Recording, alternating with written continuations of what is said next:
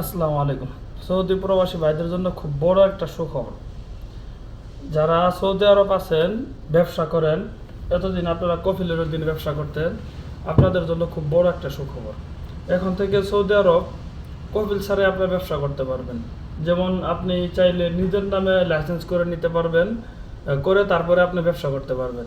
Same same ইকামার মতো আগে যেরকম কফিলের দিনে থাকতে হতো, এখন আপনার দেখেছে ব্যবসা করার জন্য নিজের নামে আপনি লাইসেন্স করে তারপর ব্যবসা শুরু করতে পারেন। এটা আসলে প্রবাসীদের জন্য খুব বড় একটা সুখবর বললেই চলে। কেননা জানেন যে সৌদি আরব এখন অনেকটাই দালালে ভরে গেছে। একজন কফিলের নামে যদি আমি ব্যবসা করতাম তাহলে কফিলে অনেক টাকা ট্যাক্স, মানে ট্যাক্স বলেন ফায়দা বলেন বছর শেষে দিতে হইতো, এবং সে তার ইচ্ছা মতো অ্যাটিটিউড করতো, মানে ব্যবহার করতো। সেটা আমার নিজের প্রতিষ্ঠান, অথচ সে আসলে মনে হইতো কি যে আমি এই প্রতিষ্ঠানের সাধারণ একজন কর্মচারী। এরকম করে আমরা ব্যবসা করতে হতো আমাদের প্রবাসে, যারা প্রবাসী আছে তারা। এখন থেকে কিন্তু এটা সম্পূর্ণভাবে মানে বন্ধ হয়ে যাবে বললে চলে। কেননা এখন যারা ব্যবসা করে তারা সবাই চাবে যে নিজের একটা লাইসেন্স হোক। আর হ্যাঁ, আরেকটা খবর, লাইসেন্স করতে কিন্তু বেশি টাকা লাগে না। মাত্র সর্বনিম্ন 15,000 টাকা হলেও কিন্তু আপনি লাইসেন্স করতে পারবেন। কিন্তু এখানে একটা শর্ত আছে, সেটা হলো এই আমার মতোই বছর শেষে কিন্তু এই লাইসেন্সটা রিনিউ করতে হলে একটা ভালো ব্যয়বহুল খরচ হয়ে যায়। অতএব যারা আবেগের বসে লাইসেন্স করলেও কিন্তু অনেকে ঠকবেন, বুঝে শুনে তারপরে কিন্তু লাইসেন্স করেন। কিন্তু তারপর আমি বলবো যে এটা যারা বড় ব্যবসায়ী আছে, ভালো ভালো দোকানদার আছে, তাদের জন্য এটা খুব বড় সুখবর। তারা হয়তো এই এই সময়টায়, মানে এই নিউজটার অপেক্ষায় আপনারা ছিলেন।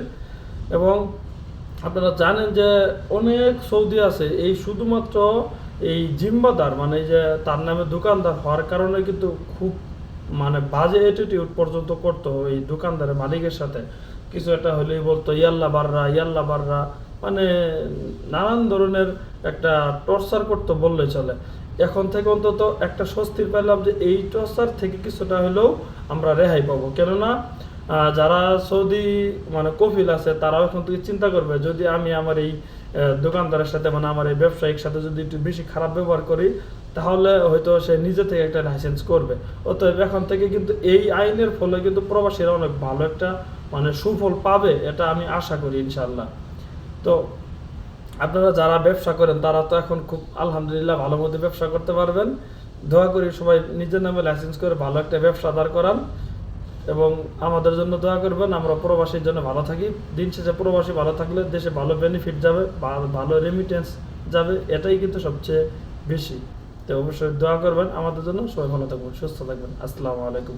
সুখবর জন্য কিন্তু মিষ্টি পাবো আপনাদের কাছে দিয়ে কোনো এক সময়।